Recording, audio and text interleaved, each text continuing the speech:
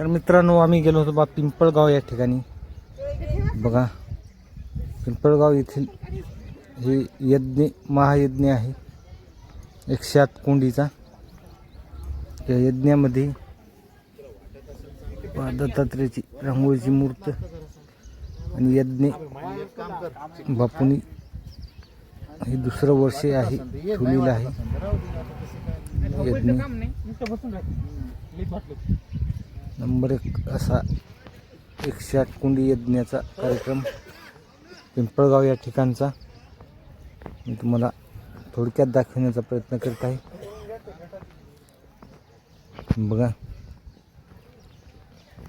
अशा प्रकारे यज्ञ तयार केलेले आहे या ठिकाणी पिंपळगाव या ठिकाणचा यज्ञ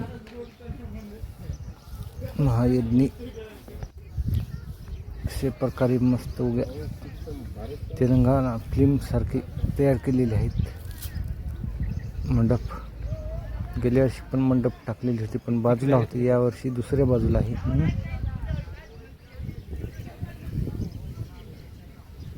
यज्ञाचे मंडप बघा तुमच्यासाठी मी असेच व्हिडिओ घेऊन येत आहे। नवीन आवडल्यास लाईक करा।